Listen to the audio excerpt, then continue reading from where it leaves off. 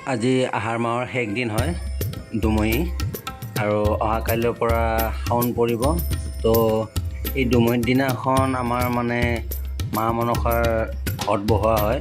আমাৰ নিয়মত মানে মনসা পূজাৰ আগত এই ঘটটো বহোৱা হয়।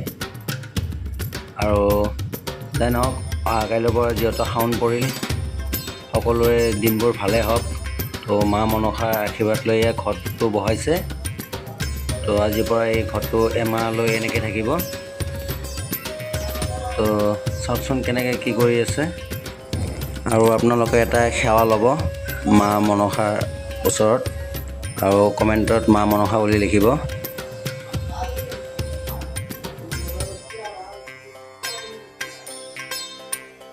আৰু কাষতে যিটো ঘটটো বহাইছে এই ঘটটো মা লক্ষীৰ হয়। আজি বৃহস্পতিবাৰ আছিলে, তো বৃহস্পতিবাৰে মা লক্ষীৰ ঘটটো বহোৱা হয়। আৰু ভিডিঅ'টো যদি চাই ভাল লাগিলে লাইক এটা আৰু শ্বেয়াৰ এটা কৰি দিব। লগতে চেনেলটো যদি নতুন হৈ থাকে এটা ছাবস্ক্ৰাইব কৰি দিব।